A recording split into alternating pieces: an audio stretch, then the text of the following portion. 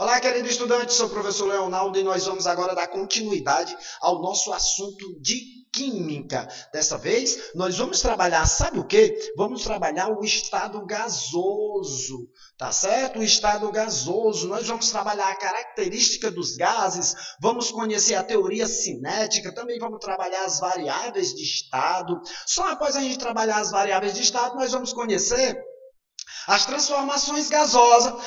Após as transformações gasosas, chegaremos ao estudo da equação geral dos gases e, por fim, trabalharemos também com a equação de Clapeyron, né? Aquela equação dos gases ideais, tá certo? Vem comigo, faz a ponta do lápis. Vou te dar 10 segundinhos só para você fazer a ponta do lápis.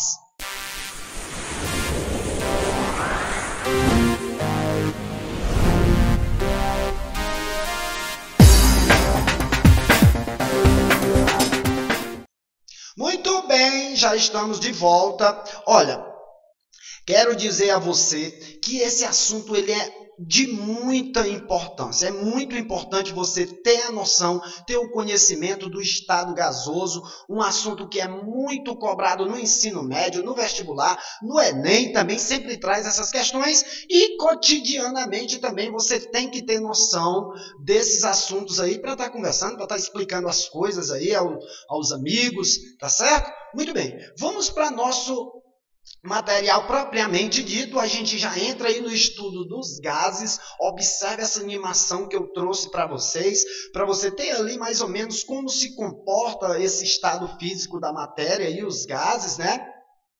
Isso aí, ele foi, como é que eu posso dizer? O estado gasoso ele foi caracterizado justamente por Van Helmont, né? Nesse período aí de 1577 a 1644, foi o período em que esse rapaz viveu, né? E ele utilizou essa palavra, o chaos, né? Que significa o caos, né? Justamente foi usado para descrever o estado inicial dos elementos, né? A criação de tudo, né? Devido à desordem e à bagunça, né? O que a gente pode chamar aí de entropia, né? Você vê que no estado gasoso aí ninguém é de ninguém, há uma grande quantidade de choque entre as moléculas entre si e as paredes do recipiente que contém esse gás, né? Muito bem, ó. E a gente também tem que saber que todos os gases são compostos moleculares. Todos os gases se combinam formando composto molecular. Há uma grande exceção, e essa exceção chama-se gases nobres, né? Nós já conhecemos esses gases nobres, são gases que não querem se combinar com ninguém, eles já são encontrados puros na natureza, já tem ali uma certa estabilidade, e por isso são as exceções aí, porque eles já são puros, né? São os ditos nobres, e tem até uma família deles na tabela periódica chamado de gases nobres. A saber, é o gás hélio, neônio, argônio, criptônio, xenônio e o randônio, né? A família 8A da tabela periódica.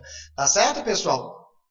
Para efeito de ilustração, né? A gente sabe que esses gases nobres dificilmente vão se combinar com outras substâncias, por isso eles entram no corpo dos seres, né, dos seres vivos durante a respiração sem serem afetados, né, alterados, na verdade. Aí eu trouxe essa ilustração para você ter mais ou menos aí a noção de onde se aplica esse tipo de gás, né? Os gases nobres aí, eles podem ser aplicados na produção de certas luzes aí, usado também na medicina, né? E é usado também como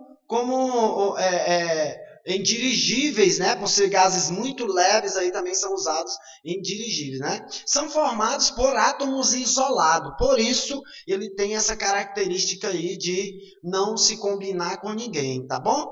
Muito bem, já entrando na característica dos gases, isso já é propriedade também dos gases, né? Essa questão da compressibilidade, o gás ela tem essa característica de poder ter a sua redução de volume, e isso é muito característico dos compostos gasosos, né? A compressibilidade e também a expansibilidade, né? Ao mesmo modo em que ele é capaz de ter uma grande redução do volume, ele também se expande né? À medida do recipiente em que se encontra, ele vai também se expandir, né? Não possui forma nem volume fixo. A gente já sabe que o gás ele vai ter a forma e o volume do recipiente em que ocupa, né? Miscíveis entre si a qualquer proporção. Professor, me diga uma coisa, o que é uma substância miscível, né? Esses miscíveis, o que é isso? Uma substância dita miscível quando ela é capaz de se misturar com facilidade, como é o caso dos gases, né? Aqui a gente vê, ó, miscíveis entre si, né? Muito bem. Olha só no embolo aí de uma seringa, né? Como fica aí a questão do gás que está contido dentro. Quando você pressiona, o gás ele fica bem acoplado aí dentro, né? Ele recebe essa compressibilidade aí, fica bem comprimido dentro, e quando o embolo ele é solto, há essa expansibilidade, o gás volta para o seu tamanho normal, ou se elastece como de característica própria, né? Muito bem, ainda nas características dos gases, a gente sabe que ele tem esse alto grau de liberdade. Essa liberdade, já falei para vocês, ela é desordenada, né? Tanto entre as moléculas, não possuindo praticamente interação entre elas, né? Veja que as moléculas lá na ilustração, uma bate na outra, bate na parede do recipiente, mas elas não interagem entre si, ocorre apenas o choque entre elas, tá certo? A pressão é proporcional ao número de choques na parede do recipiente que o contém, né? Que aumenta com o aumento da temperatura, ou seja, à medida em que a temperatura aumenta, a pressão também vai aumentar, o choque entre as moléculas também vai aumentar, tá certo? Ainda nas características dos gases, olha, essa característica ela é bem interessante para você, para efeito de compreensão, né? Para efeito de você compreender. Veja que os gases apresentam propriedades diferentes dos sólidos e dos líquidos. A liquefação ou vaporização, olha isso aqui, ó. Olha isso aqui, ó, que ele está dizendo aqui, ó. A liquefação ou vaporização acarreta em grandes variações de volume. Se você tanto liquefazer ou vaporizar uma determinada substância gasosa, ela vai ou ganhar, né, o volume ou diminuir o volume, né? A liquefação geralmente diminui o volume, enquanto a vaporização faz com que ela aumente o volume, né? Isso é que nos dá essa característica geral do gás. Ó, o gás que apresenta essas características nós chamamos de gás ideal ou gás perfeito. Tá bom? Vamos para frente agora já conhecendo a teoria cinética dos gases. As moléculas de um gás estão em contínuo movimento e separadas por grandes espaços vazios, né? A gente já viu isso lá na ilustração. Muito bem. Agora vem cá. O movimento das moléculas ocorre ao acaso e em todas as direções e sentidos, né? Muito bem, olha como isso fica no caso dessa ilustração aí, né? Para onde se dirige aí cada molécula do gás.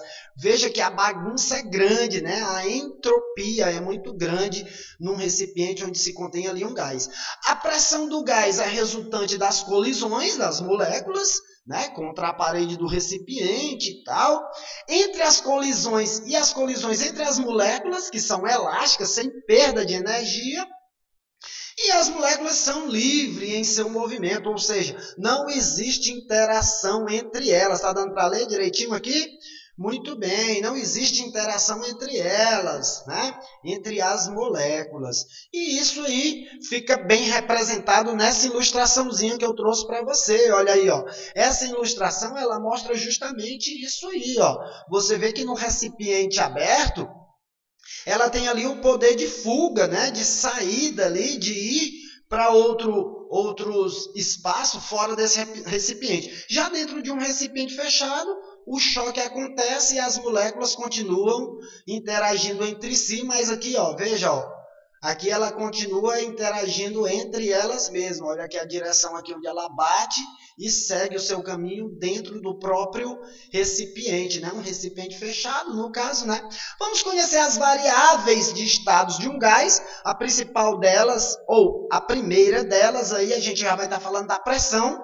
É a relação entre a força exercida na direção perpendicular sobre uma dada superfície e a área dessa superfície. A pressão atmosférica, nós vamos trabalhar com 1 atm.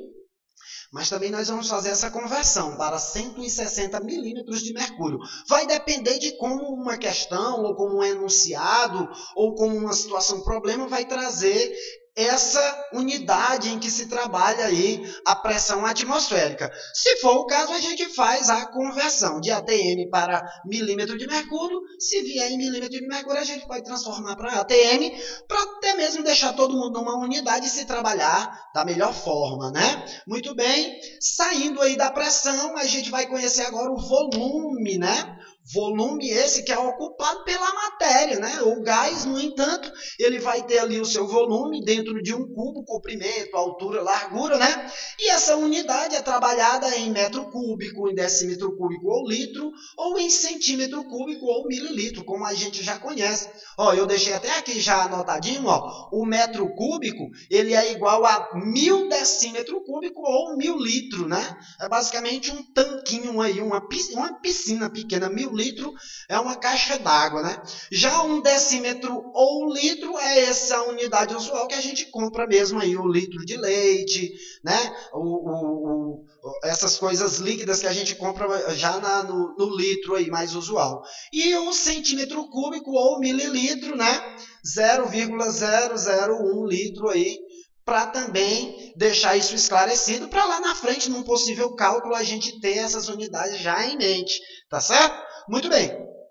Seguindo as variáveis, agora vem a temperatura, e na temperatura eu chamo a sua atenção para a transformação também em relação à unidade que se trabalha, né? Os valores de temperatura são determinados por termômetro, cuja graduação é determinada na escala termométrica. Essa escala recomendada pelo SI, a gente sabe, a gente trabalha sempre, aparece em graus Celsius. Mas o que vai prevalecer, a gente vai ter que estar transformando isso aqui, olha, para a escala Kelvin, que é o que se cobra no SI, né? No SI a gente transforma para Kelvin. Professor, como é que eu faço essa transformação? Pega o valor que é dado em graus Celsius, que é o que nós temos, e adiciona 273 e nós vamos ter esse valor em K.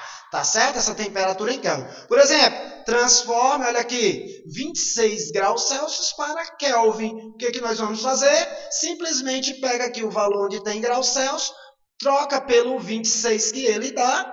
Então, vai ficar 26 mais 273. Isso vai ser igual a 299 K, tá certo? Kelvin, que é o que a gente vai estar trabalhando. É justamente a unidade que, para cálculo, tanto na equação geral, como em Clapeyron, como qualquer cálculo que usarmos para calcular a temperatura de um gás, a gente vai ter que estar fazendo essa transformação primeiro para a escala Kelvin. Simplesmente pega o valor em graus Celsius e adiciona a 273. Está dando para ver isso aí direitinho? Observa aqui, ó, muito bem, não esquece, isso é uma informação importantíssima, tá certo? Você não pode deixar passar em branco esse tipo de informação.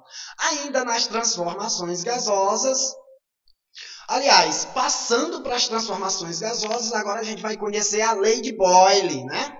Lei de Boyle é aquela transformação isotérmica. O que é uma transformação isotérmica, professor?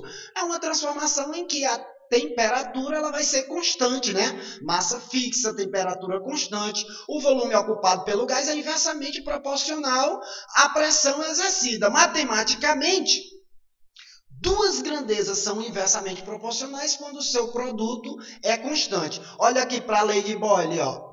PV igual a K. Então, se você fizer pressão inicial vezes o volume inicial, isso vai ser igual a pressão final vezes o volume final. Olha aqui como fica essa equaçãozinha, ó, para que haja aqui a ocorrência dessa lei de Boyle, né, dessa transformação isotérmica. Tá bom? Muito bem. Para ilustrar, eu trouxe aqui essa relação entre a pressão e o volume. Veja bem, note, eu vou até pegar aqui o meu marca-texto para você observar comigo. Ó. Observe aqui o volume de 2 litros. Ó. 2 litros o volume e a pressão é 1 atm. Olha aqui, a pressão 1 atm. Se diminuirmos esse volume a 1 litro, olha, foi reduzido o volume, o que era 2 litros, foi para 1 litro. A pressão era 1, passou para 2 atm. Veja que são É uma relação inversamente proporcional, né? Aí a gente tem aí um volume de 2 litros em uma pressão de 1 atm. Se esse volume for reduzido a 1 litro, a pressão vai para 2 atm, tá certo? À medida em que o volume diminui, a pressão aumenta. E se fizéssemos o contrário, a pressão diminuía, o volume aumentaria, tá certo? Então isso acontece e você tem que estar atento a esse tipo de situação. Tá bom? Em temperatura constante, quanto maior for a pressão, menor será o volume ocupado pela massa gasosa. Isso fica representado aí no gráfico também. Olha, a gente tem justamente essa informação aí para você observar. Deixa eu colocar agora isso aqui para você também observar essa animaçãozinha aqui, ó. Né? A gente já sabe que essa lei de Boyle-Mariotti também, né? P1V1 é igual a P2, V2 é aquela velha relação de pressão e volume, e nós temos essa animação para você entender melhor como acontece, né? Ó, à medida em que a temperatura vai aumentando, né? Temperatura aumenta. Aliás, a temperatura ela vai se manter constante. Está dizendo aqui, ó, temperatura constante, tá certo? Ó, constante. A massa e a temperatura. Já o volume diminui, a pressão aumenta, descrevendo aqui essa hipérbole, né? Ó, no gráfico aqui, tá bom? Só um segundinho.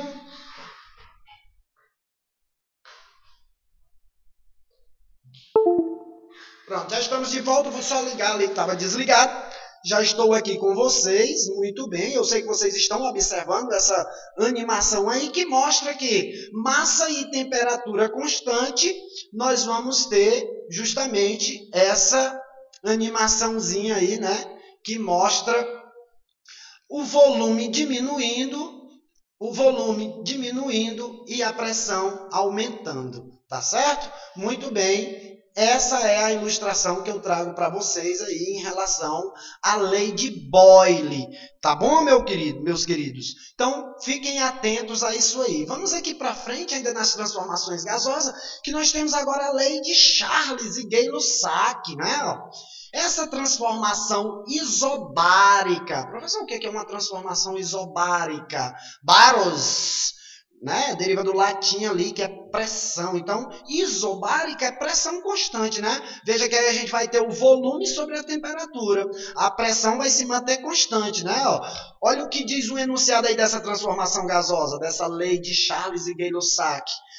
Para a massa fixa, mantida a pressão constante, ou seja, a pressão ali vai ser constante, o volume ocupado pelo gás é diretamente proporcional à temperatura absoluta. Matematicamente, das duas grandezas são diretamente proporcionais quando o seu quociente é uma constante. Assim temos, ó, olha aqui a lei de Charles, observe aqui, V sobre T é igual a K. Tá certo? Ó, V sobre T é igual a K. Então, nós temos que V inicial, o volume inicial sobre a temperatura inicial, vai ser igual ao volume final sobre a temperatura final. E a gente vai fazer muito esse cálculo aí, comparando ali volume e temperatura de um gás quando se muda uma determinada, né? Como é que eu posso dizer? Unidade dessa daí, né? Ou o volume de um outro variar, ou a temperatura de um ou dá uma variada, a gente consegue achar o outro volume, tá certo? Dependendo, usando essa relaçãozinha aí de V inicial, T inicial igual a V final, T final, tá bom? Temos aí também a ilustração para mostrar a relação entre temperatura e volume, ó. Veja que em um ambiente com a temperatura fria, no caso aí da água gelada, o volume é bem reduzido, né? A bola fica murchinha. Já numa água fervente, o que mostra em um ambiente quente, de temperatura alta, né? Vai aumentar ali o volume do gás, tá certo? Muito bem, a gente tem isso também para mostrar, porque dentro da transformação gasosa a gente sabe que a pressão constante, quanto maior a temperatura, né, o volume ocupado pelo gás também será maior. Então, maior a pressão, maior a temperatura. Olha só como isso aí fica observado aí nessa ilustração do gráfico aí, ó. V1, T1, V2, T2, e a pressão ela é constante, né? Ó, a lei de Charles e lei né? Gay-Lussac, na verdade, tá bom? Muito bem. Olha aí para ilustrar também, à medida que a temperatura vai aumentando, o volume também vai aumentando. Veja que ele diz aqui, ó, frozen, né? Ao pé da letra, essa tradução aqui dessa palavra frozen é congelado, né? Pra gente aqui é fixo, né? Congelado ou algo que está congelado está fixo, né? Muito bem. Então, se você tem massa fixa e pressão fixa, à medida que o volume aumenta, a temperatura também aumenta, né? E o gráfico ele mostra aí uma reta ascendente, né? Uma reta para cima, né? Que vai estar mostrando aí que à medida que o volume aumenta, a temperatura também vai estar aumentando, tá certo? Observado isso aí, vamos para frente. Temos agora essa lei de Gay-Lussac, que para a massa fixa de um gás, né, mantido o volume constante, essa transformação é isocórica. Olha aqui, transformação isocórica. O que é essa transformação isocórica, professor? Transformação isocórica são as transformações que possuem volume constante. A pressão exercida pelo gás é diretamente proporcional à temperatura absoluta. Está aqui ó, o enunciado da lei de Gay-Lussac. P sobre T vai ser igual a uma constante. No caso aqui a gente está representando pela letra K, tá certo? Então, P sobre T é igual a K. Então, nós temos aqui, ó, PI, que é a pressão inicial sobre a temperatura inicial, vai ser igual à pressão final sobre a temperatura final. Muito bem. A volume constante, quanto maior a temperatura, maior a pressão exercida pelo gás, e isso aí fica representado nessa equação aí, né?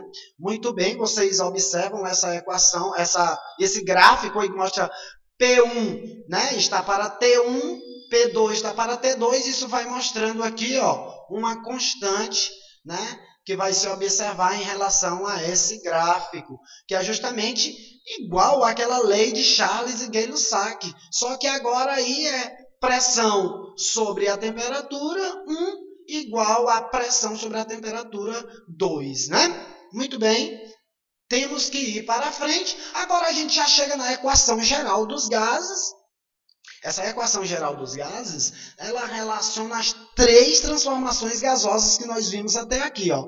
Veja, a gente tem pressão e volume, né? Ó, aqui, ó, pressão e volume constante, volume sobre a temperatura constante e a pressão sobre a temperatura constante. Então, essas foram as três variáveis que a gente viu agora há pouco, né? Ó, as quais apresentam o mesmo valor, K, podendo obter uma equação que relacione as três. Como essa equação, olha só, P inicial vezes V inicial igual a sobre T inicial. Isso vai ser igual a pressão final vezes o volume final sobre a temperatura final.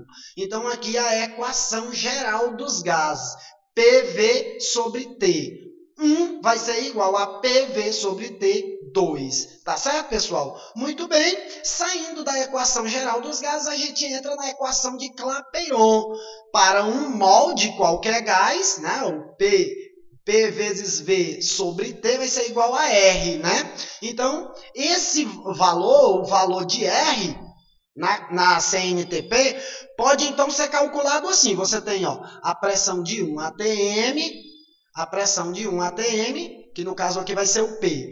A temperatura de 273 K vai ser o T. E o volume de 22,4 litros, porque isso aqui é o volume de qualquer gás na CNTP. Então, você tem P vezes V dividido por T. Se você pegar 22,4 e dividir por 273, nós vamos achar que o R vai ser igual a